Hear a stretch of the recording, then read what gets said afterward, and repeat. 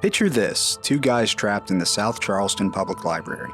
One guy loves movies, the other, well, he'd rather be watching reality TV.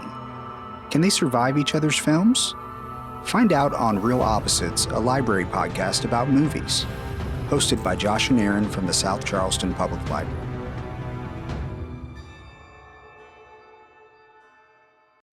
Hey guys, and welcome back to The Real Opposites. I'm Aaron. And I'm Josh. And we're back to discuss Toby's picks out for this episode. Hi. So, Toby, this will be coming out on Valentine's Day. This was your idea to do a horror with heart episode. So maybe explain that to us a little bit. Okay, so we all know Aaron hates to love movies. And we all know that all three of us like horror movies. Also true. So I feel like it would be a good way to bring in the Valentine's holiday with a couple of horror movies that kind of have real warmth to them on some level. So I guess we're going to start with Last Night in Soho. So Last Night in Soho, obviously it's less about our love for others and more about kind of falling in love with ourselves. And also there is a little bit of like real tenderness and affection between Thomas and Mackenzie and Sandy, or Thomas and Mackenzie's character, Eloise, and Sandy, which is Anya Taylor-Joy's character. And there's also, you know, like a little side romance going on.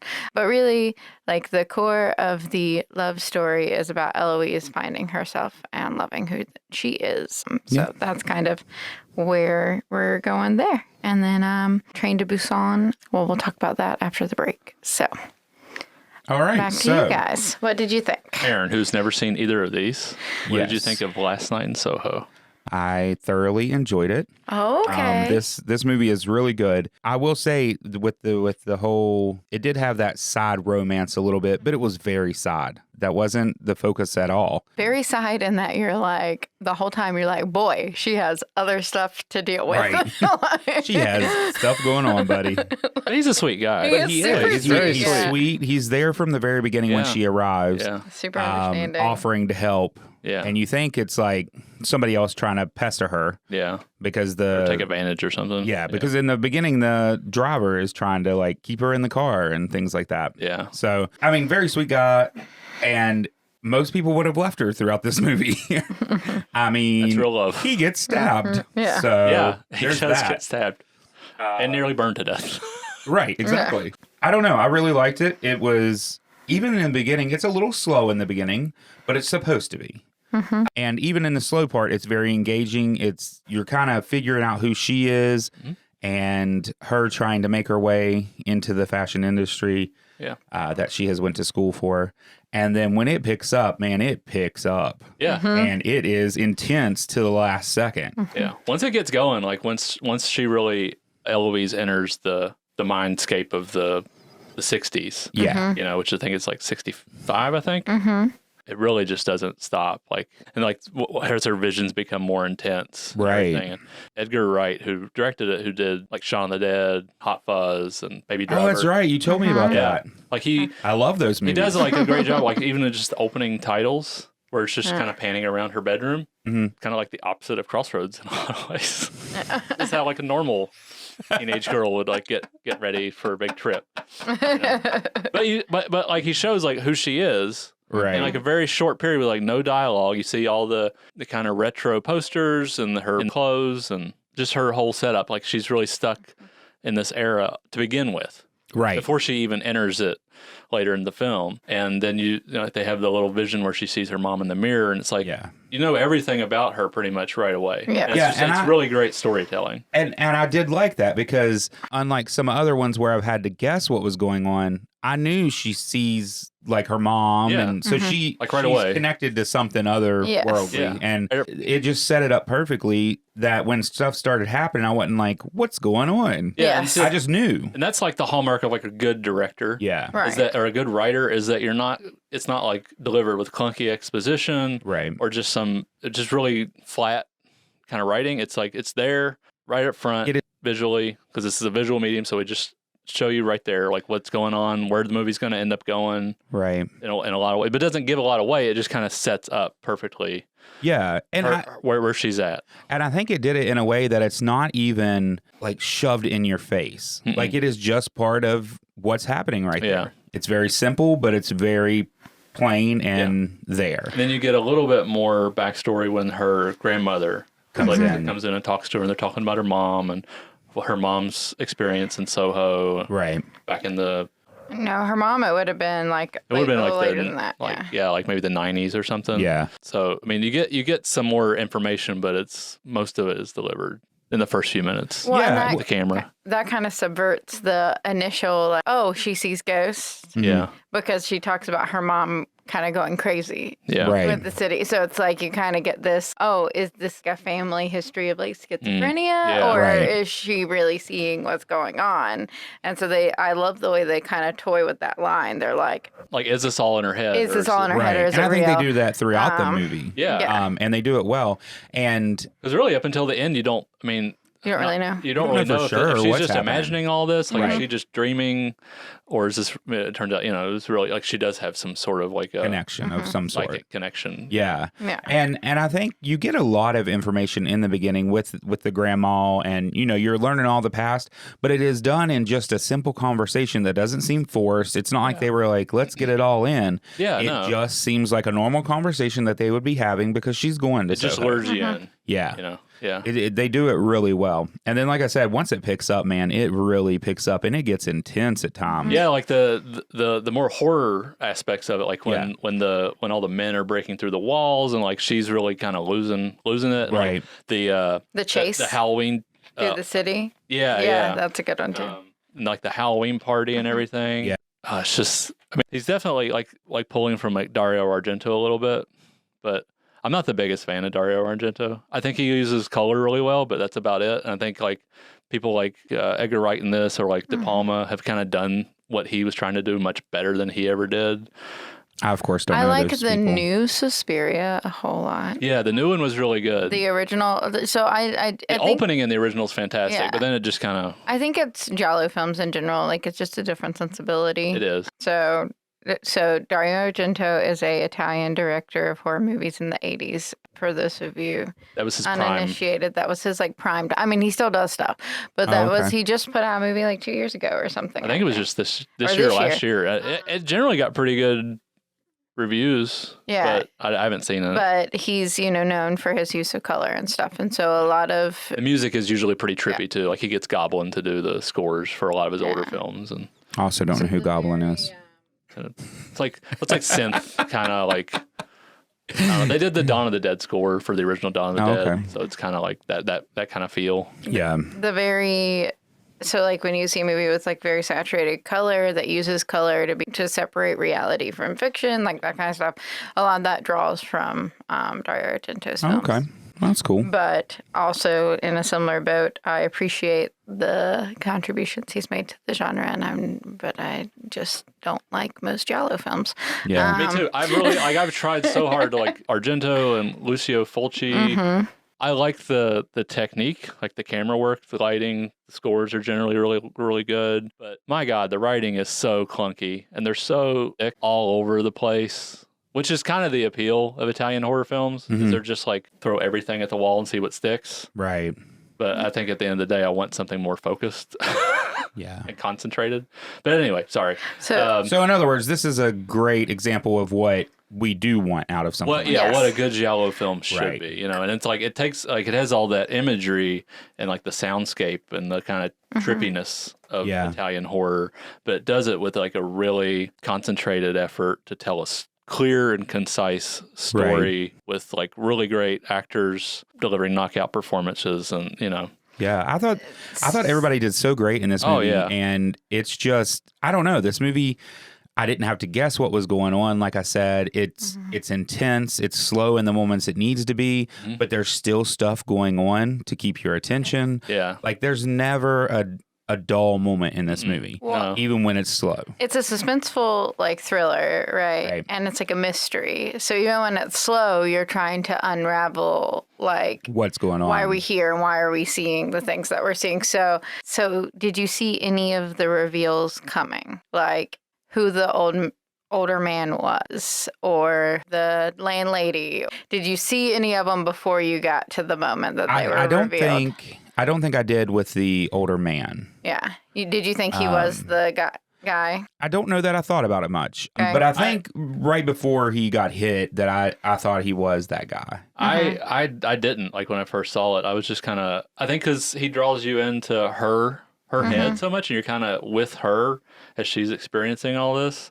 So I was just kind of like going with her because she's suspecting that he's the Matt Smith, the guy, Well, he also comes across creepy. I mean, and it comes across as creepy. Terrence Stamp does that really well. So I was just like, yeah, that seems legit, right. Like he's the right age, Well, I could see where he's like looks like Matt Smith a little bit, right?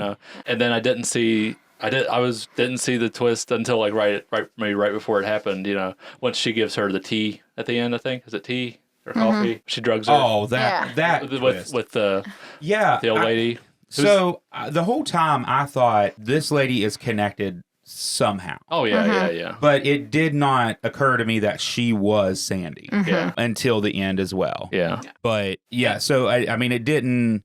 And then even then, the twist of she was the one that murdered everybody. Yeah. Kind of thing. Yeah, I mean that was like because even when that was oh wow. Yeah. Right. Yeah. Because he says, you find Alex, they're the murderer. Yeah. I don't think he even says she, but... There's even like a couple, like I think the first time Eloise enters the apartment, she's like, was it garlic or onions? I can't remember. But that's right. But she's like, she's like the restaurant downstairs that's or something. Right. You'll get used to it. So it's like, there's a lot of little things that I've noticed. I didn't even think of that. That they kind of pepper into, like, if you're like, oh, wait, wouldn't you smell the bodies?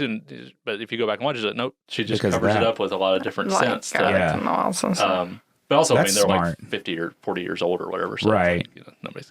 Diana Rigg, who's the old Sandy. Mm-hmm. So she is simultaneously scary and heartbreaking. Mm-hmm. Yes. Like when she gives her the tea and she kind of flips into like a villain mode almost. Mm-hmm. And it's so unnerving. This old lady just like, she's going to kill her. I forget what she says, and like, just like the other bodies or something. And, but then when she enters the room again and it's on fire and you see all of it hit her and she sees all the spirits of the men she killed. Right. Like this was her last film. Right. She passed away not long ago. Oh, did she? Mm-hmm. And she was like, I don't know if you know, like the Avengers TV show in the 60s with Patrick McNee. He was a British. I wouldn't have watched it. It was like a British, like in the 60s, there were a lot of like knockoff James Bond TV shows. Oh, okay. Man from U.N.C.L.E., The Saint, which was with Roger Moore. But Diana Rigg was in the Avengers. And then she was later in On Her Majesty's Secret Service, which is my favorite Bond movie. She's like the best Bond girl ever. So like I've kind of like had a crush on Diana Rigg for a long time. So it was really great to see her. I didn't even realize it was her at first. She's wonderful in Game of Thrones also. Oh, that's like right. If She you was in watch Game of Thrones for no other reason than to watch Olenna Tyrell. Yeah. That's awesome. one thing. That's one thing I was going to ask is she anything else? Like I would have seen, I wouldn't have seen any of that, but I thought she was amazing in this movie. Yeah. She was perfect for this part. She brought in, like you said, that villain part. Yeah. She played into it so well that it was just perfect. And then, you felt bad for her, which Eloise feels bad for her. Yeah, I mean, she tries to keep her from killing herself. I mean, she had terrible experiences. Yeah. And was like abused and used and just, and basically it's like, sold. and I like that complexity where it's like, I mean, yeah, you murdered a lot of people, but I get it. Yeah. I get that rage. It's the Chicago, they had it coming. Yeah. Yeah. I can kind of feel to it. But I also feel like I don't know, for the... Yeah. You feel for them as well. Yeah, you feel for the, like, that's like, the movie's very empathetic to everyone. It is. It's like, it's not just some straightforward, simple, good, bad. It's like, this is gray. Down the middle. And that's where the heart comes in, is for me, is just the feelings that you have for all these different people. Yeah. You care about the men who are murdered. You care about Eloise. You care about Sandy. Sandy, but I was also trying to think of the boyfriend. Oh, yeah. His name. Great question. But you feel for all these people. Yeah. And it's just, and that's why I said, like, her romance is definitely a side part completely. The heart of this movie is her connection to Sandy and then everything that went on. Well, they connect that John. to like Her boyfriend's name John, was John. okay. Well, they connect that to like what Sandy's experiences and like, and Eloise's just first couple days in Soho, like the cab driver could easily be one of those men from the 60s. Mm-hmm. Right, exactly. And like some of her experiences at the college are very, with the girl, even with the girls are very, I don't know, abusive to a certain degree or, Oh my gosh. So brave. So brave. Gosh, I just wanted to like like competitive, like Jocasta? throw Jocasta off a Jocasta. cliff multiple times. Was that her name? Yeah, that was her name. like the competitive, like my life's worse than yours. Right.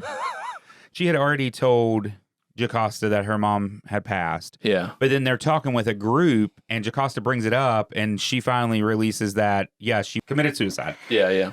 And Jocasta's like, you can see her thinking, and she's like, yeah, my uncle did too, so I know exactly how that feels. So brave, like so everything was a competition. Yeah. It was crazy. And even I think at the end when Eloise is doing her fashion show at the very end, I think Jocasta's like still like that like mean girl kind of. But she played it so well. Yeah. I want to talk about how well every time I've seen a Doctor Who play a villain, they do playing the charming, creepy guy. Yeah. Matt Smith in this is so good. I feel like you fall for it. Yeah, Super you do, hard yeah. from the off. You were 100% in Sandy's shoes. Right. Of I'm all about this. Mostly because Eloise also is. Eloise is super into this romance, and then it goes sour so fast. Yeah. Right. But, Sandy's still caught. Similarly, a different Doctor Who. I can't think of his name right now. But he plays the Purple Man in Jessica Jones. David Tennant. And anytime he plays a villain, he's phenomenal. I don't know what it is. Something about... Just British people can play. Just great. Great. I mean, they can. Alan Right. Rickman, Terrence Stamp, Zod. Yeah. Like, they just, I don't know. Great range on those actors. I think I read a thing that the theater scene and the movie scene happen in the same city in Britain for the most part. So you get a lot of stage actors. Oh, yeah. You have that range of like having played lots Different and lots of things, different right. characters. Shakespeare, And so then you get more of them in movies that have that range of background, whereas here our theater scene and our film scene are very separated. Right. That's true. Because most movies are made in LA now instead of New York. Yeah, and you end up like American movies end up usually going to like modeling agencies instead of like theater. Right. To get their people. For their actors. That makes so much sense. It's like, so there's this, I don't know if you saw like the movie Old. I did not. So there's this scene at the end of the movie where there's like in this like secret lab or whatever, and everyone looks like a 23-year-old J. Crew model or something. These are supposed to be like scientists. Right. Why are they so young? Like they should be at least in their 30s Yeah. to have the degrees. I feel like that would take it away a little bit. That's the kind of thing. It's just like movies from the 70s or 80s. Like people look like normal people. Right. Yeah. You think of somebody like Gene Hackman or somebody, big stars at the time, they just were normal people. They had Right, exactly. they had normal people appearance, wrinkles, and they didn't look like some jacked up fashion model from Right. Created in a lab. I think that, obviously one of the greatest actors ever, like Jack Nicholson, would have a hard time making a career today. Yeah. Like Right. in terms of, it's all about being beautiful Yeah. on stage. Jack Nicholson didn't have a ripped six pack and Right. like, Yeah. bulging biceps and Yeah, and his face is kind of severe. Like he doesn't have that, like those Soft. like pretty soft pains Yeah. that we see in lots of male That's the actors thing now. I find less appealing about movies. A lot of movies now is that everyone just kind of it's very vanilla. Everyone looks Right. the same. They go for the same look. There's the thing about like somebody like Jack or actors from 40, 50, 60 years ago is that they were distinctive. Nobody looked or sounded like Jack or Al Pacino or whoever. They were that like that, and they could get in and out of a character, but it was still they were unique. And I don't know, a lot of actors just look the same. But going back to last night, is Eloise and especially Anya Taylor-Joy. You totally buy into the kind of naive girl going to Right, Soho, yeah. and then that her journey into just slowly like dying inside as she's being Yes. used and abused, and then her switch when she just I'm not taking this anymore, Right. and Yeah. starts laying them out. Yeah. Yeah, I thought, and I mean, going off of what we were talking about, the looks of people and stuff, one thing I I noticed in the movie and I liked is when you first see Sandy and Matt, that was the main bad guy, Smith, right? Jack. Jack. Yeah. Oh, Matt Smith is his name. It's his real name, yeah. Okay. Yeah. I am horrible with names. It's okay. But anyways, so yeah, when you see Jack, he is a traditional, good-looking, Yeah, person. But he has a unique look. He does still have a similar unique to look. Anya Taylor-Joy. Like she's beautiful, but she has like a very distinctive look to her. But I'm just talking about movie-wise. It's what you would expect her to fall for. Yeah. And Yeah. then- Yeah. But Like the what I charming- liked is yeah. then they brought in all these other guys that look completely different. Like Yeah, once she was murdering, it was They just like normal men. normal business guys. Yeah, and I thought that brought a sense of, I don't know, like I liked the fact that it wasn't just It grounds beautiful men, and it kind of, it grounds it. That's what I was looking And they for. were trying to show the pervasiveness of like sex work at that time, right? Right. And also like the idea that, hey, in this life, Trying while to it make might be it- painted as glamorous, and in some ways that you don't necessarily have the luxury of choice. Right, exactly. And she, and just this idea that like it's everyone in Soho, like even the Right. cop who looked out for the girls, so to Yeah. speak, still totally bought into like the corruption Yeah. of Soho, because the police were on the payroll for a lot of those things, and they kind of imply that he's like, well, we couldn't fix it, but I looked out for the girls or Yeah. whatever. And he's like, I think the bartender's like, he was quite the ladies' man. Yeah. back in the Right. day, And it just kind of Yeah, and he's like, I shows still am. how pervert. Right. But it even whether you think he's Jack or not, it's still just like, right, yeah, Crazy exactly. thing to say. Well, and that's how pervasiveness, and some of it's from Sandy's point of view, not necessarily like how pervasive the predatory nature of Soho was, right. and still can be if you're in Eloise's shoes. Yeah, and I thought it was good and that it touched on that as well, because you're seeing the glamour at first and all that, and it definitely dives into, I mean, Sandy just wanted to be a singer, and it really dived into the dark underworld of trying to make it in that kind of situation or in that industry. yeah. And it was really, it did it well. Yeah, And 'cause it she kind of had contrasts it with the fashion, like where she's trying to be a fashion student and all the stuff she has to deal with from the other girls. It's maybe like she's not being pimped out, but she's still like having to deal with awful people, treating her like crap. Yeah, it definitely kind of mirrors it. And like in maybe its own things way. have changed, but now it's like instead of men like coming after you, It's everyone. It's largely the group of girls Right. that are coming. So I don't what it's trying to say about Current that culture. And current a lot culture. of that is Eloise's to kind of show, I think, her growth, and that like when these things start happening, she's just meek and kind of Right. lets it happen. Mhm. And it kind of implies, I think, by the end of the story that that's not how she's living anymore. Yeah, Like, that she's She's she, owning it. But she Yeah. actually found some like strength through Sandy. Exactly. Maybe she's not going to go murder a bunch of men or murder Jocasta, although maybe she should. she almost Maybe does. that's part two. she almost She does almost. That is true. Yeah. In the library. In the But yeah, I mean, library. like, so even though what Sandy did was, deplorable, it's still, Yeah. Eloise found some strength in her character and what she went through and empathized with her. Exactly. And I think it helped her grow. Yeah. And that is part of the whole movie is her growing.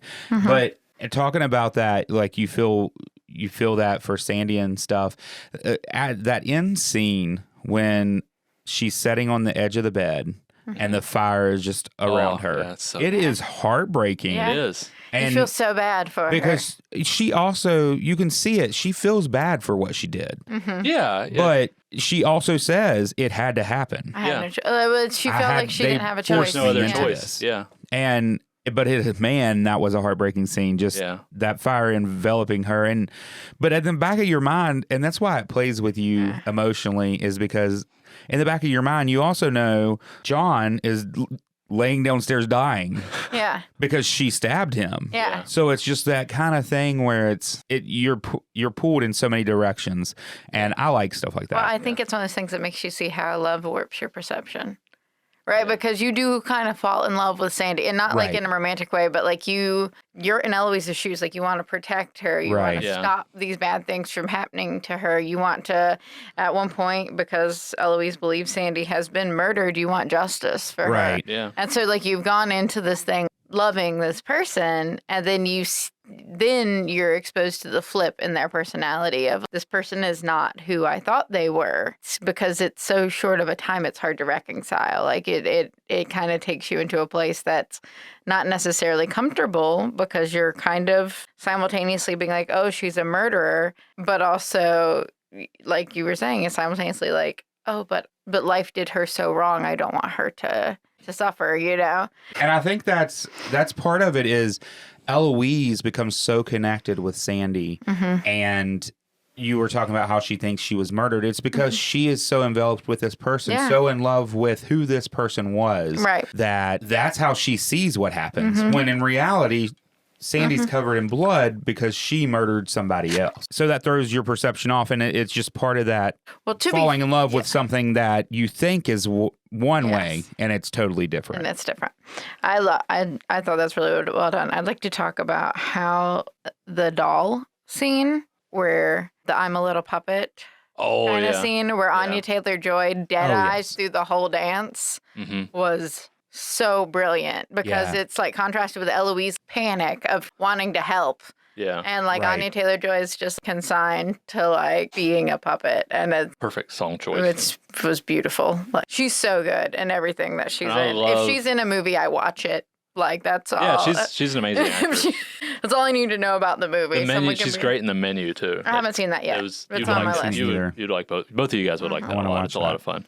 Yeah. I love the moment. One of my favorite moments or the images that sticks with me is, it's her on the bed at the end, like that whole scene, and the moments on the stairs at the end when Eloise is kind of tripping from the tea.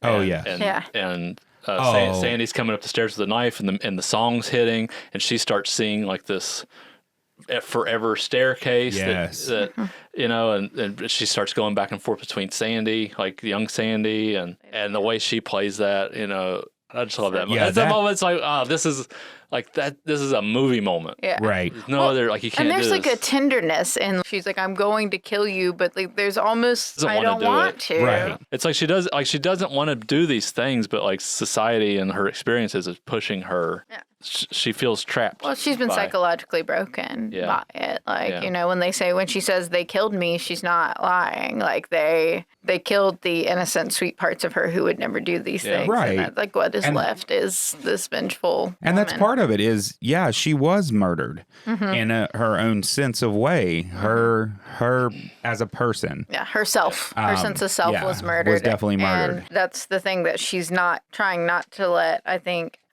on some level, Sandy, in the metaphysical realm, so to speak, is trying to help Eloise not lose herself up until the point when Eloise becomes like a danger to her.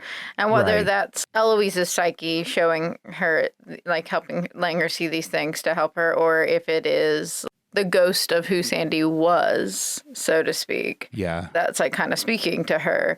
We don't really know because we don't know how Eloise's visions really were the source of those things, but like well that's I liked when she does go see old Sandy there at the end. One of the questions she asks is, did somebody die, did a girl die in my room? And she goes, well, I mean, lots of girls have died in Soho. Well, and then house in Soho. When she got specific, she was like, I guess you could say she died in that room. Yeah, she did. And because she did. Yeah. But I don't know. This movie was probably one of my favorite we've watched on here, I think. Oh, okay. But this is also a movie that I wanted to see and just hadn't. So it definitely hit the mark that I was hoping it would. And I don't know. I really enjoyed it. One thing I wanted to share from the fun facts, and I think it was that, so the initial mirror scene with the coat closet was done practically, where she gives where he's like, can I take your coat? And it's her and Sandy both in the scene, like giving their coats and stuff. When they first like meet. Yeah, it was done practically. Oh, yeah. And it is it's Fred and George from Harry Potter are the coat boy, and that's how they did it. They had twins. Oh, playing the coat. Oh, okay. They're playing the coat Yeah. man. I didn't even notice that. Yeah. The mirror scene, like when she's coming down the stairs and And then she takes the coat, Coat, like where they yeah. take her coat. And they And go they to- take which her. is the Which one we've that- recreated which we recreated for a video when we showed it at the LaBelle last year. Yes.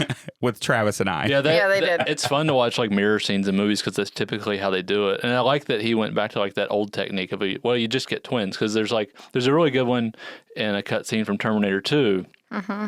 Linda Hamilton's like changing Arnold's taking out his CPU in his head, and you see like it's just the mirror is just another room, and it's Linda Hamilton's twin sister. Yeah. And she also plays it at the end when it's both when the T-1000's mimicking Sarah Connor. And there's a lot of instances of those when they do them in movies. Like if it's a mirror, it's probably just A twin. a set extension, and a twin or someone that they practice the same movements and Right. they have the same body type and everything. Yeah, it was good. And I'm not going to lie, I enjoyed seeing that scene since we did recreate it. And at Yeah. the time, I didn't know what it was. Yeah. But that was fun. It definitely made me think of that. But yeah, I mean, I think I'd even rewatch this. And I think I definitely will. Yeah, I mean, it's definitely. I think it's better. Like I've seen it probably 3 or 4 times now. Yeah. I think it's better on the rewatch, honestly. Which even Stephen King, Stephen King's my favorite. He saw it in an advanced screening and he even tweeted that I hardly ever rewatch. There's so many good things out there, but this one is special. Yeah. And I think the way it's done is just very perfect. Yeah, there's nothing I would change in the movie. No, not Stephen at King all. was just really jealous that they had a really good ending. It's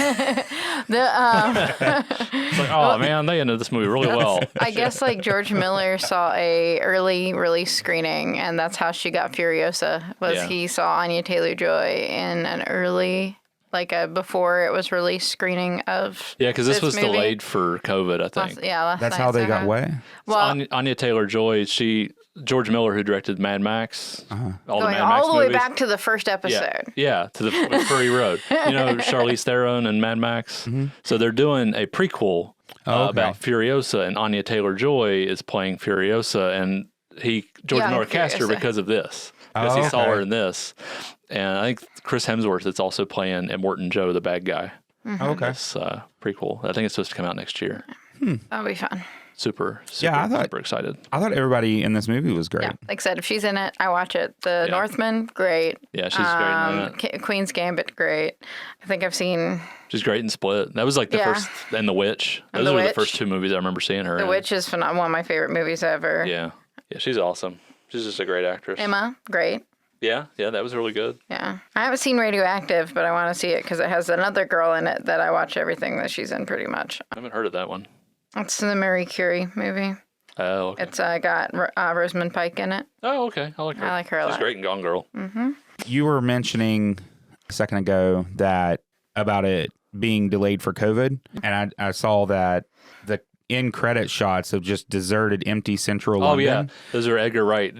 They were during the pandemic, Yeah. and that's because that's how it was at that time. Yeah, Edgar Wright just went out with his camera. Yeah. He was just like, I'm just going to go get some pictures. Because he lives near Soho. Oh, okay. Like, that's where he lives. Yeah. So he just walked out That's really during COVID and just got these shots of empty streets. And it's kind of really cool because it It also is. captures the history. Yeah. If of you ever what the streets were like. Yeah. If you ever want to listen to a commentary, listen to one of Edgar Wright's commentaries. His commentary on this is really great. And you just Okay. learn so much. And he's very energetic and fun to listen to. Speaking of Edgar Wright, and by way of a segue into our commercial break, Edgar Wright, who directed Shaun of the Dead, was a huge fan of Train to Busan and said and tweeted, I quote, "Best zombie movie I've seen in forever." Oh, that's cool. Yeah. Edgar Wright has excellent taste So, in movies and music. Also, he's a physical media nerd. Like, he just has thousands of DVDs and Blu-rays. that's and cool. stuff. So I'm like, That is cool. You're my people. So I guess last night in Soho, we all liked it. yeah. I love it. Yeah. Yeah, I definitely am going to watch it again. It was perfect. There was nothing I would have changed about it, and I complain a lot about movies, so Yeah. it had to be pretty perfect. Yeah. I mean, I don't know, it just gets better each time I watched it. Yeah. And it's a fun one to talk about, too. Yeah. I could talk forever, but I guess we should move along. Yes. Yeah. I'm glad you guys liked the first one for our heartwarming horror films. Yeah. So we'll jump into our announcements from the library, and then we'll come back and talk about Train to Busan.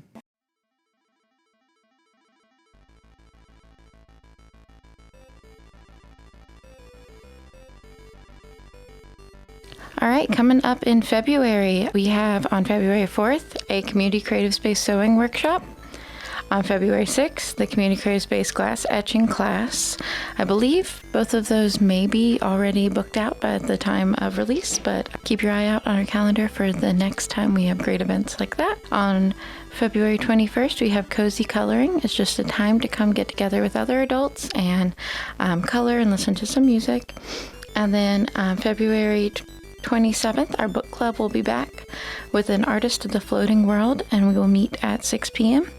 You can come pick up your books starting February 6th. I'm going to pass it on over to Kendall with Youth. Hi guys, it's Kendall here from Youth Services at SCPL. We have a jam-packed February for you. We have, of course, our regular storytime programming, Tuesdays and Thursdays at 10:30 a.m. We are here with Alphabets on Tuesday, Words and Wiggles on Thursday. Both are story times aimed at kids ages 5 and below, and we dance and sing and read, and it's a great time. Also starting February 6th, we have our United States Passport Adventure beginning at the Imagination Station. Kids can come in and pick up their own U.S. passport. And as they learn about each of the 50 states and the U.S. territories, they can get a stamp or a sticker in their passport. And this is just a great way for kids to have fun and learn more about our country and a little bit of history, geography, maybe even a little bit about fun food along the way. We also have 2 meetings of our teen movie club, Real Readers, this month. On February 3rd at 3 o'clock, we will be showing The Rocketeer. And then 2 weeks later on February 17th, also at 3 o'clock, we'll be showing Beetlejuice. Both of which are sure to be a great time. And then we have 2 special events this month. On Saturday the 25th at 2 p.m., we have a local author coming in to read some of her books to our little ones. Her name is Renee Eccles Hardy, and she will be touching on Black History Month and how to love ourselves and think positively. So we're very excited about that. That's 2 p.m. on February 25th. That's a Saturday. And then following that, Tuesday, February 28th, in the evening at 6:30, we are going to have a big showdown. Unicorns versus dragons. Miss Liv and I are going to take opposite sides of this raging debate of which is better. I am, of course, representing unicorns. Miss Liv is representing dragons. And you can come in and cast your vote. We're going to debate. We're going to have snacks. It's going to be an awesome time. So please mark your calendars for that event on the 28th in the evening. And I think that's all of our February programs. So I'm going to pass it back to Toby. We can't wait to see you this month. Thank you. All right, guys, now we're headed back to the show.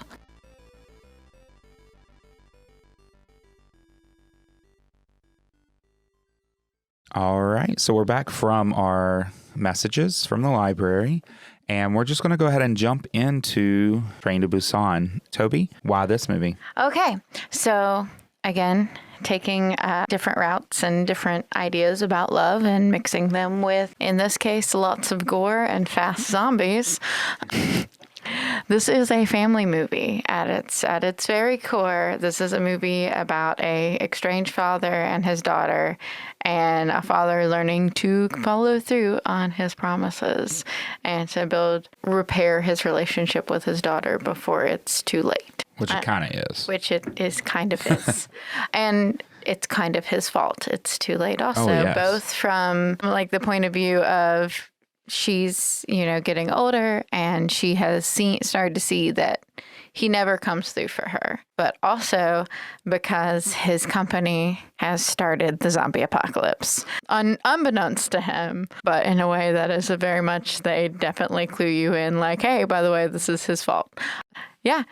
So Train to Busan kind of opens like a normal like K-drama. It's got all of this like melodrama family story to it. And it is in my top 2 favorite horror films from Asian cinema. And both of them play, one is Japanese and one is Korean, and both of them play with this idea of like taking the format of a K or a J drama and like kind of putting it on its head. The other one is Audition, which we won't talk about now because we will talk about it at some other point in time. This was the first time for both of you, right? Yeah. All right. So I guess run with it. Tell me what you guys thought. Me? Yeah, either one. You looked at me. Oh, yeah, I Either can one. go first if you want. You go first. Okay. Tell us what, Josh, tell us what you thought. Because Josh had seen the other movie. He hasn't seen this. Yeah. So give us your... So I'd heard a lot about Train to Busan over the years, and I just never got around to seeing it. So I ended up watching the Last Drive-In, the Joe Bob Briggs version first. I've watched it twice because I love Joe Bob, as Toby knows, and it was my first time watching it. I wanted to get some like extra. He's great about throwing a bunch of like facts, information about the movie, the production, the actors, whatever. So it was fun to get that at the start. But the movie is exceptional in every way, like 5 stars. Like would not perfect film. Like I wouldn't change anything about it. It does a really great job, like setting up the relationship between the father and the daughter. Now that we're talking about it, it's almost like this could be the opening to Jingle All the Way. It's like, oh, you got me a Christmas present I already got. Well, yeah, I mean, kind of. No, but just like the failure father. Twice. Right. Twice. A Yeah. present he has gotten her twice. Yeah. The same, what is it, Wii or Yeah, something? it's a Yeah, it's a Wii. Like once it gets started and like it sets up perfectly just this the kind of in the background like what's this the zombie apocalypse The deer. maybe the deer It's the so deer good. is It's beautiful. awesome. That's like your first... Yeah, It's and opening I don't, scene. Like I don't know if that's full CG animated or if they've just got a deer. Like some of I think the close up might be, and they're CGing some the dead blood eyes and and stuff. the- Yeah. But yeah, it's a great little moment. Like the bus or the train or whatever passes and the deer. It's a great like cold open where Yeah. like the guy hits the deer and then it Yeah, like backwards gets back up. yeah. And so it's like what I learned on the Joe Bob is that the director, he started out as an animator. Okay. And you can really see that in how the movie's staged because it's staged because it all takes place in very tight location, like on a train for the most part. Right. So you have to be very considerate of where you're putting the camera and how you're relaying the geography of this tight space. Because you can't really back up and get a really wide angle shot Right. of like a vista or like a typical kind of like an action scene or a moment. Mm-hmm. So he has to be very precise in how he cuts. So it really feels like the whole movie's been really well designed and storyboarded and he got exactly what he wanted out of it. So in that way, it feels like an animator directed a live action movie, which is what happened. So it does a really great job with like the spatial awareness and the photography. And it just takes like a very straightforward premise and it's just laser focused on that. Like it's just, you're with them on the train. They're just trying to survive. It does a really great job of setting up these like little side characters, Right. The baseball kid, the kind of big tough dude who's a father to be. Yeah. I think his wife's pregnant. His wife, the businessman who gets everyone killed, cheerleader. Everyone's a very, very particular type. Yes. And they're very easy to distinguish who is who. Yeah. A lot of movies don't do that very well. They don't do that very well with like either what that person does for a living or how they dress or something. Everyone just kind of looks the same. So they did a really great job of making it very easy to tell who's who. Yeah. And then they don't lose focus. They don't, in a lot of films like this, they're trying to be this like very precise, like straightforward thriller. They tend to want to go off on these other tangents, like introduce too much plot, Right. make it too complicated. But this is really, even though it's not like short, I mean, it's almost 2 hours. It's very linear and it just goes straight forward and it doesn't stop until the ending, which is like heartbreaking. Right. Oh my God. The way they pull that ending off and like the whole ending, the whole movie is just fantastic and it never lets up. And then that ending is just like stabbing you in the chest. Yeah. With like the feels really so hard. The word I've seen used to describe it is it's frenetic. Like once it gets going, like once the girl gets locked into the train Yeah.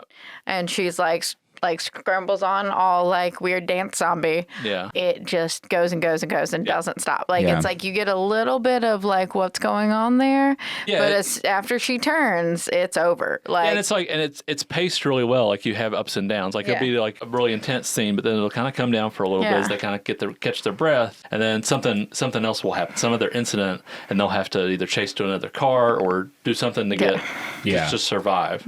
And I think one of the things that you touched on and that ending really it comes into play in the ending is I think the character builds were so great. Because where, like you said, on most movies, you get too much backstory or too much plot. And this was, you got just enough to know exactly who these people are, how they're thinking, and how they will react in certain situations to be indebted to all these characters. And giving them depth, like real quick. Like you have like Ma Dong-suk, which is the big guy with that later wraps his arms in duct tape and like goes like charges through zombies. Like you kind of get him like in just the first little bit, like you know who he is. He's like clearly this working class guy. He's got like this tough demeanor, but his wife is in the bathroom and she's upset with him. And he's just like, "Hey, baby." He's being very sweet. Just like, can you come out? Like you kind of get this, like he's this big gruff dude, but he's this family man. You get like the businessman, the like staying school kid, or you'll end up like this guy. And the little girl just turns, looks at him, and goes, "My mom says people who say that are bad people." And she's great too. Like she is. She's so good, and you just kind of you only get little snippets of each character. Like you, the cheerleader, like she, like all of the boys want her. But she wants the one boy who is like kind of not interested. Not interested. And she's not a cheerleader. I like that little bit where she's like, "I'm not a cheerleader. I just dress in a..." Or maybe Joe Bob was talking about that. I can't remember. Now she says when she gets on, she's "I'm like, your cheerleader. I'm not a cheerleader. I'm your cheerleader," or something like that. That's what I'm thinking of. But I mean, honestly, this movie, once again, I really enjoyed it. I think in the beginning, it's, you know, you have, once again, like the little slow part to learn about stuff, but there's stuff going on. You're getting little hints about the zombie apocalypse and stuff like that. And you get a great view of some Burger King. Did you notice that when he's, for some reason that stuck out so hard to me when he's at his desk and he's like making calls or whatever. There's just Burger King sitting on there. Then before that scene ends, they even have him like crumbling it up and throwing it away. They got to pay for this movie somehow. Right. Those CG zombies cost money. So I don't know. I got a kick out of that because I felt like it was product placement at its worst. But I was surprised at how fast it picked up because usually in a movie like that, especially like a 2-hour movie, you're going 30 minutes to an hour of just setup. Yeah, and that's lazy screenwriting. Right. Where you're just not taking advantage of everything you can do in a film to get this stuff out of the way up front and then just get into the meat of the story. This gets to it quick. I feel it's just like maybe like 15 minutes. And like maybe 20 minutes and you're on the train and the girl's on the train and then it hits the fan. And it hit me like when everything hit the fan, it happened so quick that I was like, "Oh, I'm in it." Like here we go. Like and how quick they change was a brilliant thing. It's like you get bit, you go down and you pop, you spring back up like a daisy and you're a zombie now. And because it really adds to the fear of being on the train. I mean, if these zombies weren't turning for 30 minutes, then it'd be easy to get away from them. So the type of zombie they did was just perfect for this, and they were creepy, and I mean, they were good. I liked them. I guess the actors had to train for like a couple of months they were trained by a choreographer, like a dancer, about how to be those zombies. So like the way they move and all that, that's why it's very consistent, is they had to undergo like months of training to be zombies in this I think movie. if you watch a lot of, I guess it's Asian cinema horror, that they really rely on the movement of their people when they have something like a zombie or a dead person or something. And to me, it is always so much creepier than what we do, you know, extra CGI, a lot of CGI or whatever. Like it is really based on the movement of the people, like in the original Pulse, the original Ring, the Tale of Two Sisters. It's shot in reverse, but it's really her doing all the movement. Yeah, like they're really doing the movement. Spooky. Yeah. I mean, of course, there's stuff added to it, but it's the base of that movement that just makes it Yeah, creepy. but it's not CG. It's just they're reversing the shot. So they have her move backwards and then they play it forward, if that makes any, like, that's how they do Pulse, and it's how they do Ring. the original Ring of her crawling out of the TV. Also, I like fast zombies more. Oh, yeah. They're so much scarier. Like, Yeah. I mean, I love the Romero zombies, the slow. But I think it depends on the movie. yeah, I mean, it depends on what you're going for. But I think in real life, I would not like the fast ones. well, I think if you're making a movie, if you're making trying to make like an intense horror film, like a survival film, fast zombies are the way to go because they really are more vicious, unrelenting, and like you can't outrun them. Somehow they all become Usain Bolt when they die. They do. They're fast. They do a great job in this one of, and I think Joe Bob brought up, and Toby brought up the comparison like World War Z and how this does such a better job at like a similar concept, like where they're just like almost like just rabid, just like climbing over top of each other, just trying to get to like fresh meat. Right. And when they're on the train, it's all for the most part just practical, like just dancers and people that are been choreographed to do this stuff. And then when they get outside the train at the end, and they're all like chasing. Even the jump though from the roof onto the train that the zombies do, that's real. Really? They did that. That's fantastic. I'm like, because it's, again, I watch also, if you can't tell, me and Josh are big Joe Bob fans because I'm sharing more Joe Bob trivia, is essentially, I guess, they have different laws about what stunts you're allowed to do in a lot of like Asian cinema. So yeah, a lot of the zombie actors just like hurled themselves off of a building onto that train. I'm sure they did it relatively safely, but I mean, they're still gonna be on wires. Yeah, they're on wires that'll like pull as soon when they get within a couple inches of the train. But that's like, still impressive. That jump is real, and it's like that's the kind of stuff that it's like they use the CGI to enhance are in some ways real stunts. Like, well, the combination of using the real people doing it and like the CG, especially at the end when they're all like holding onto the train like insects, does such a better job than something like World War Z, which is like where they're all CG, all fake, and they all look very rubbery and like you can definitely tell a difference. Well, you get it like when they're close up and it's the grip and you see their faces. Like a lot of that's real. Yeah, that's real. And then the big the pull wide shots. is not. The wide shots are CG, and it's really well done. Like, exposition. It's clearly it's made by someone that really knows technically what they're doing. Yeah. And I mean, and then with these zombies, which I think, like I said, I think it depends on the kind of movie that you're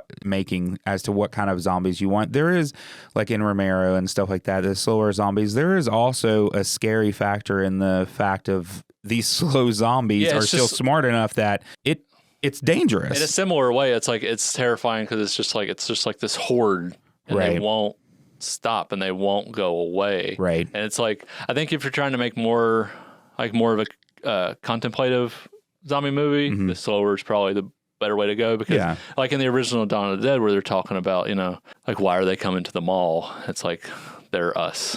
Yeah. This must have been a special place for them. Right. And stuff. And it's like you can have a little bit more like a social commentary because it's not going to be it's going to be intense like when they finally do, but it's like when the horde finally does break through that one door and they're all like coming through, it's like it's terrifying because now all of a sudden they're all slowly lumbering towards you in a hallway. Right. And it's like, you can't really do anything about it.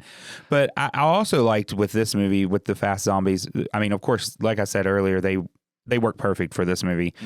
But there was depth to these zombies as well. That they turn so fast, but also the fact that they only react because they see. So if it's dark, they don't react. They're just normal, slow zombies, basically, that are just hanging around. But when they hear or see something, it's like... it's all of a sudden. Yeah. And I really like that aspect of these zombies as well. I thought that was pretty cool. Yeah, it almost kind of reminded me, like when he's got the phone, like when they're trying to get through the part, and he like turns on her song or something on his phone, he throws it. Almost reminded me like Jurassic Park or something, where they're trying to distract the T-Rex over here with, or topically the clickers from The Last of Us. Yeah. I mean, that's exactly, Last of Us zombies are pretty similar. They're fast and like they work by either sight or sound, depending on what zombies they are. And like, so. Yeah, and I did like that like, about these zombies because it just gives, like I said, that little bit of depth to them, and that they are normal zombies unless they see, and then they are very fast. Yeah, then they're very dangerous. Very fast.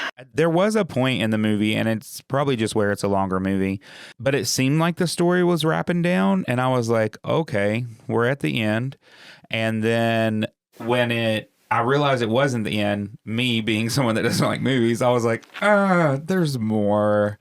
But then it gets so intense that you're immediately redrawn in when they're getting back on that. The train, like where they're they in the stop and station. they get back on the train, and the business guy gets off, and like they're chasing him, and then he gets on this train with the baseball kid and the girl, and then whole second, it's like almost like a kill second half of what's happening. He's killing everyone, getting everyone murdered. It's the second act, so to speak. Like in theater terms, that would be your second act, right? And I feel like it was very much a second act, and it was just like a 2-minute gap in between that I was like. Okay, this is almost over. Oh no, we have more. Oh wow, here we go. Well, because it's a switch in your villain too, like like you suddenly have a very human villain instead of like just dealing with the zombies. It's like The Mist does it too, where you go from having like, oh, we have to deal with the outside issue to crazy church lady. Yeah, the scary part isn't the creatures. Yeah. The creatures are just animals. Yeah. Right. You know, it's the same as if you spotted, like, came into contact with, like, a bear or, you know, a fox or something in the woods. Cocaine it's like, bear? Cocaine bear, yeah. But it's like the great thing about The Mist, and it's a very similar film. Yeah. Like, a confined space, you have creatures trying to break into that, or already in that space, and has a very, very bummer ending, both films. And I think that takes us, like, a slower approach, and more like what a Romero film would have done. Like if you replace the other dimensional creatures in The Mist with zombies, it would be like a Romero zombie. Right. And you know, the trouble isn't the creatures, it's the people.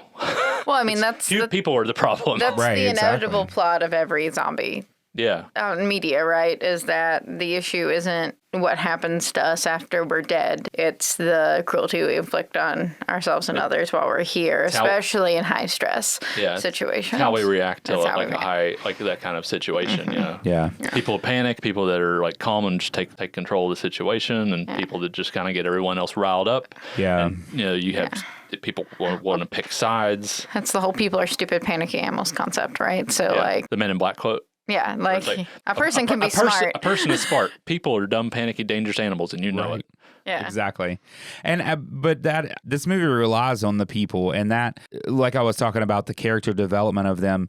You do see people change through the movie. Like it is so fast paced and so full of zombies, but you do also get that storyline of people changing, and it's mainly by their actions. It's not because of all kinds of dialogue or anything like that. Well, this is a movie through their actions. It's a foreign language film, right? This is a movie that I totally lose track if I'm watching it and paying attention that it's in a foreign language. Right. Like, you know, like it's like it just starts to, watching the subtitles just starts to sink in, blend into the background. Yeah. Because the action is so expressive and so well done that you're just like, like. I mean, you could turn subtitles off and still know what's going on. Right. Like and in that same realm, I was not looking forward to watching this one just because I like to watch foreign movies, and most movies or TV I watch with subtitles anyways. I don't know. I just read the subtitles as I go.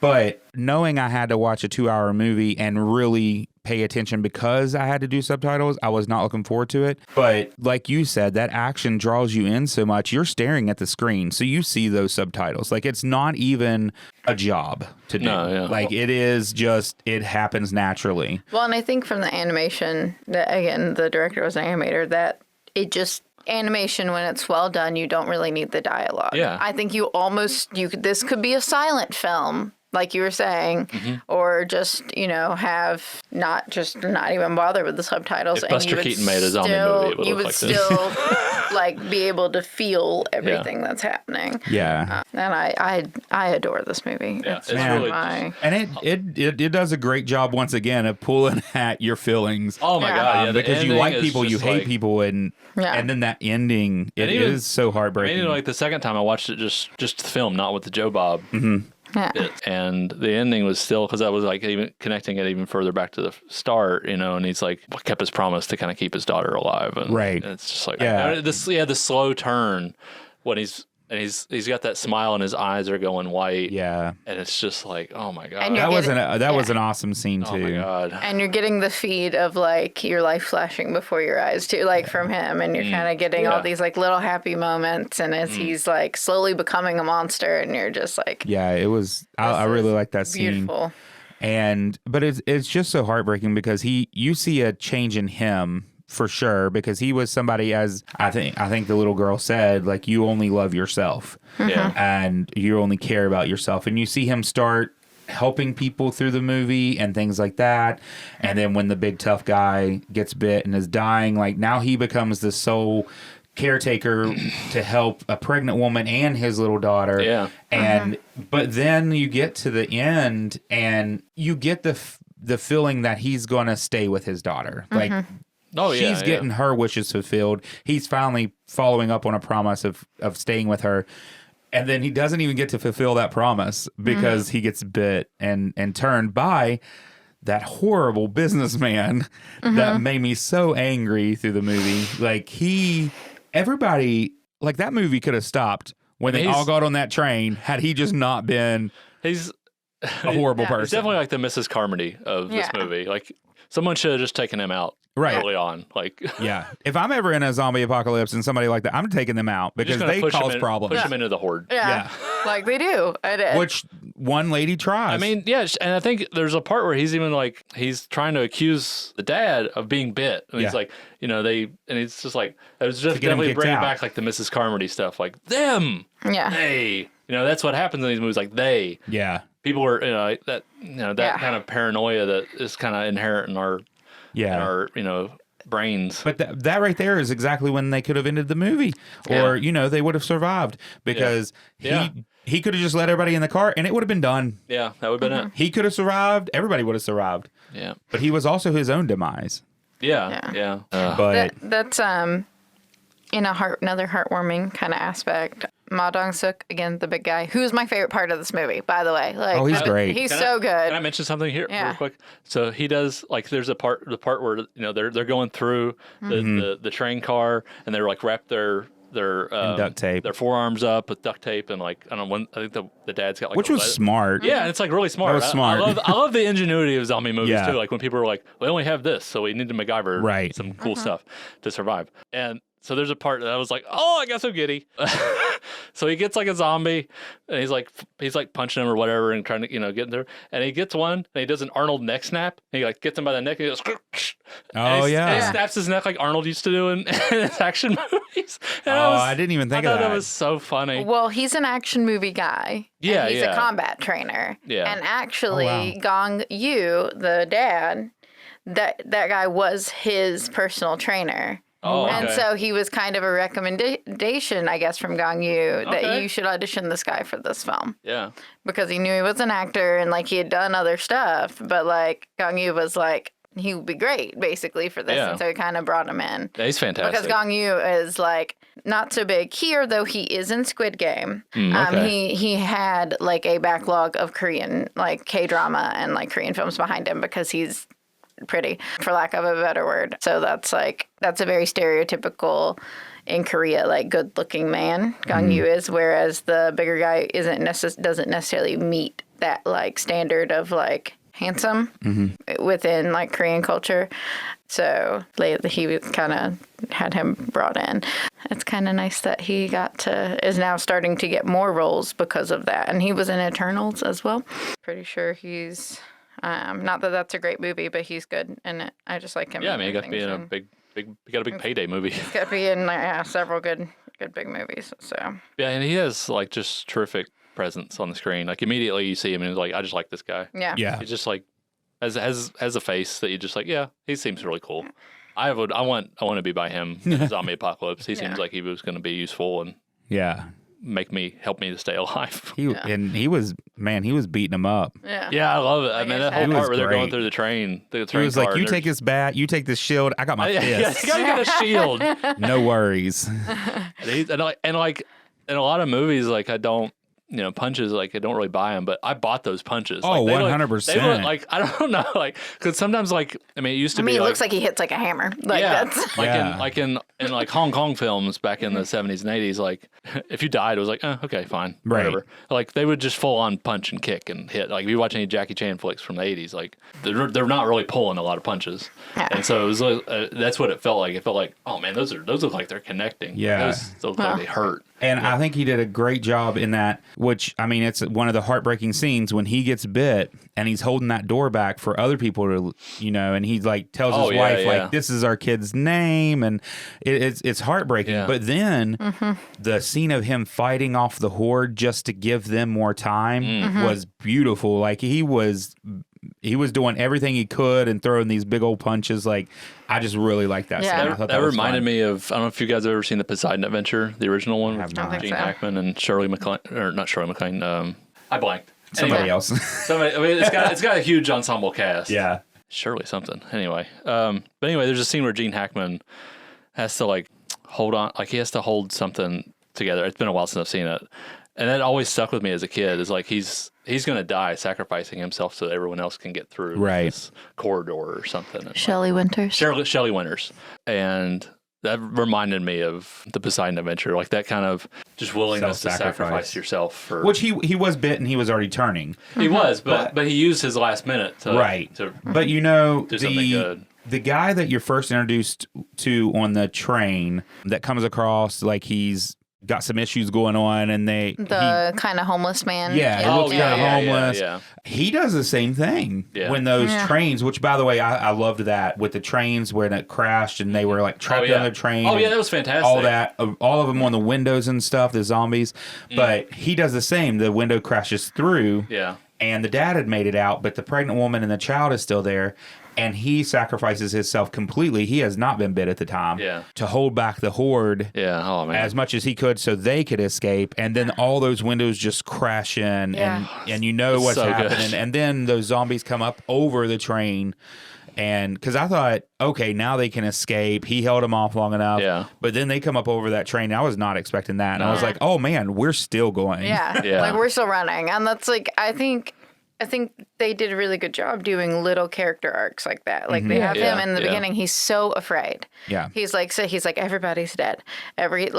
We're all gonna die. He's having a breakdown in the train, and then he's shown like a moment of kindness from the little girl, right there at the beginning, and then with the other people trying to help him, and it gives him courage to stand up and do that. And it's like that's a really beautiful moment too. Like it's just about even in like ultimately at its core, again, it's a movie about love. It's like even in these really dire circumstances, some people learn to be courageous in their like love for others, and then some people don't. Some people panic and get everyone killed. And they panic and get everyone killed, like the businessman. And ultimately here, while, at heavy loss, like love prevails. Yeah. Yeah. And that is one of my favorite things about this film is those character arcs. Yeah. And I mean, you even get a heartwarming moment with the guy that gets everybody killed. When he is turning, he comes out and he's like, please help me. I'm just trying to make it to my mom. She's waiting on me. And he's like panicking, but you can see he's turning. And then the dad is like, you're infected. And you see that just fear and everything that he was thinking wash over him. So it even gives him a small tender moment, although you can't care about him too much, but like it does give him that. A reason. Like a reason for why he is the way he is. For why he's so panicked to get out and get to his But then he bites the dad. So that and then you're like, it's a quick care, but that's what I liked about it. I mean, everybody had their own arc and everything. I mean, the pregnant woman gets hers when the dad dies, and now she's taking care of this child. Yeah. Little girl. Yeah. And nothing is, and it's one of those things, like in these situations, nothing's black and white. You definitely have your characters where you're like, yeah, they are good people, But then you also have characters that are bad, but you get it on some level. It's like, Yeah. yeah, well, like, and what would I do to get to my mom? Right. If this was the situation. And I would have let everybody in the car, and then we could have all survived. I knew, well, yeah, but and I knew I had to take care of her, and I don't Right. know that they're not infected. Right. It's there are some thoughts there of how do I know one of them hasn't been bit? Well, I And think for me, the only thing about that scene when he's trying to make it like this person's. I feel like those zombies have such characteristics once they're turned. Yeah. And even when they're bit, it happens so quick that I feel like there's not much to guess about. Either they're infected or they're not. Right. Kind of thing. That was the only thing about that scene that I was like, that made me so angry. I was like, it's clear they're not infected because they turn so quick. yeah. Yeah.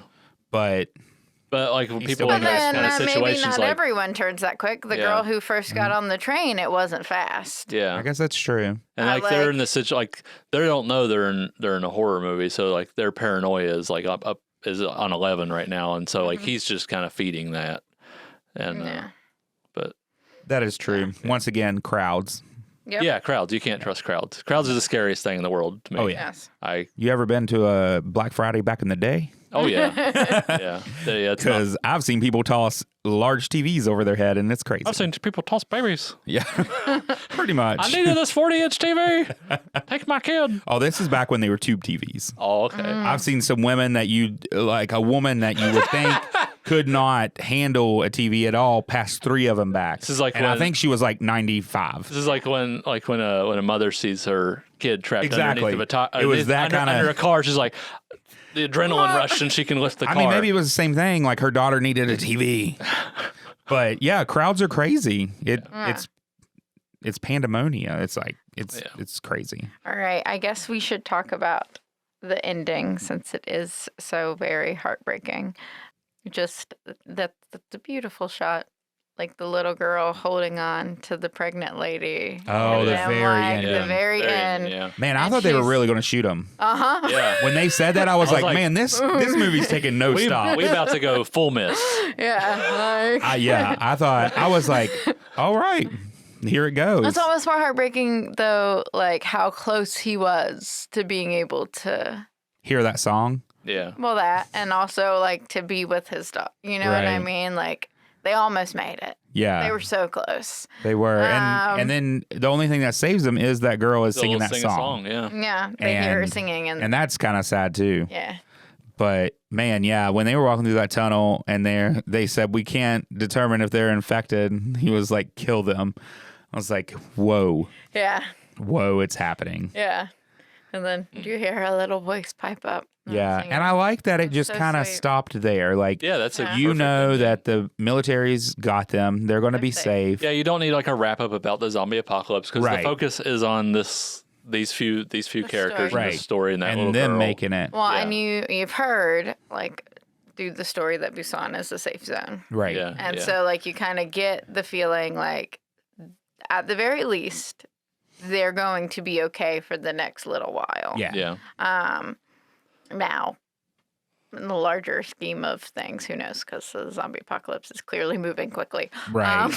But that almost again like a mist-like feeling of like, oh yeah, nope, we're totally under control here. And if he had taken her to Busan earlier, like she had requested him to do, Yeah, they'd be safe. then maybe they would have been safe. It's just a whirlwind of a film. Yep. Just really terrific. So there was an animated prequel to this movie, What? Soul Station. Yeah, Soul Station, and it was directed by the same person, and it was released less than a month after Train to Busan. So that might be interesting to check out, Yeah, I might actually. check Yeah, I'm out. gonna check that out. Yeah. But yeah, I think overall this movie just had everything you wanted. It had story, it had character development, or everything I want. Action in the fact that it wasn't just forced, it was constant, and it was what was happening. It pulled you into it. And just the confined space, I kind of liked that idea. Oh I yeah, I mean, love. they didn't have anywhere to run. Yeah, I mean it's a great premise and a Yeah. great setup, and they really execute it perfectly. Like, Right. They definitely had to use what was around them. Yeah. So Toby, Yeah. I guess, maybe this Valentine's Day episode isn't as horrible as I thought it might be. Hey. Both movies, in my opinion, were really great. Well, last time you hated both of my movies, so I'm This is glad true. you liked them this Look time. at you redeeming yourself. I know, redemption. And Josh didn't hate both my movies. No, I think we all liked them, So, I right? mean, these? Yeah. Yeah, I love both of these. yes. Yeah. Yeah, they're great. So, haha. So, Good job. Good job. Thank you. I'm excited. so next time we're just going back to The regular format. me and you. Yeah. So next time, just you and I, we're gonna pick movies. Have you chosen yours? I have. Oh, you're not gonna tell me what it is? I keep it a secret. I'm going to tell you the day before. No. Ugh. So I'm picking. Somehow we made it through over a year, Mhm. and I have not picked an Arnold Schwarzenegger film. Oh, okay. So you are going to watch the original The Terminator, Okay. Woo. which you've never seen, right? I mean, I would say that I've seen parts of it over the years of it being on TV or something, but no, Okay. I don't even know what it's really about. Well, I think you're going to be surprised how kind of similar it is to Train to Busan in a lot of, like, it never Okay. stops. Like, once it starts, it never stops. And it's like, Okay. it's just, So we're very- going more action. it's action, but it's almost like a horror slasher movie. Like, if you Okay. just made Terminator a zombie, like, it's the same. Sci-fi action. Okay. Yeah, same kind Sci-fi horror action. of. Yeah. Okay. I would label, I mean, it's a science fiction film and then it deals with like robots and time travel and stuff, but like at its core, it's really a horror film. Like it's Yeah. a chase, like this unstoppable killing machine is coming, it's chasing you for Okay. the whole movie. So next time, I've picked Extremely Wicked, Shockingly Evil, and Vile for you. I had to write that down.